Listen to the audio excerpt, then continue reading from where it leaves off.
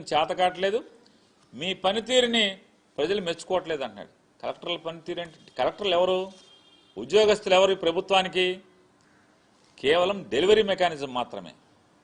ఆలోచన చేసేది ప్రభుత్వాన్ని అంటే కలెక్టర్లకి, ఎస్పీలకి దిశానిర్దేశం చేసేది ఎవరు? రాష్ట్ర ముఖ్యమంత్రి, మంత్రి మండలి. అంటే కలెక్టర్లు సరిగ్గా పనిచేయట్లేదంటే దాని అర్థం ఏంటి? ఎస్పీలు సరిగ్గా పనిచేయట్లేదంటే దాని అర్థం ఏంటి? నారా చంద్రబాబు నాయుడు గారు, మీరు మీ మంత్రి మండలి పనితీరు బాగోలేదని కదా తప్పు మీ దగ్గర పెట్టుకుని దోషులను ఎవరిని చేస్తున్నారు? ఐఏఎస్ ఆఫీసర్ని, ఐపీఎస్ ఆఫీసర్ని దోషులను చేసేటువంటి ప్రయత్నం. అంటే ప్రజల దగ్గరేమో మీరు పత్తిత్తా, మీ మంత్రులు పత్తిత్తులా, మీ ఎమ్మెల్యేలు పత్తిత్తులా, పతివత కబుర్లు చెప్తూ ఇవాళ మీరు కలెక్టర్లని ప్రజలకేమో వీళ్ళు పనిచేయట్లేదు. దాని అర్థం ఏంటి? చేతకాని ముఖ్యమంత్రి, చేతకాని ప్రభుత్వం అనే కదా.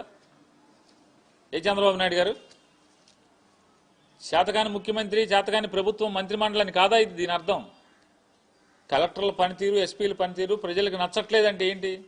వాళ్ళది కాదు, మీ పనితీరు అనేది కూడా గుర్తుపెట్టుకోమని చెప్తూ ఆయన ఇంకోటి మాట్లాడుతున్నాడు.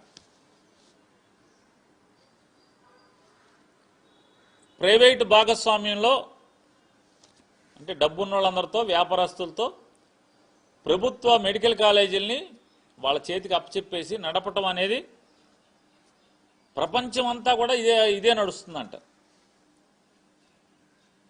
ప్రపంచం అంతా నడిచినట్టు ఆంధ్ర రాష్ట్రంలో, భారతదేశంలో జరుగుతుందా? ప్రపంచంలో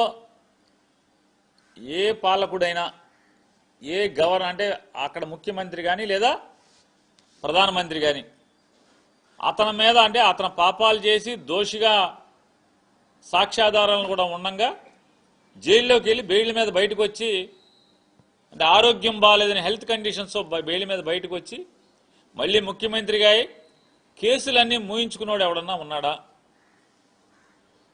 ప్రపంచంలో ఇది ఇక్కడ ఒక్క చోటే కదా. ఇటువంటి ముఖ్యమంత్రి భారతదేశంలో మొదటి ముఖ్యమంత్రి కూడా మీరే కదా.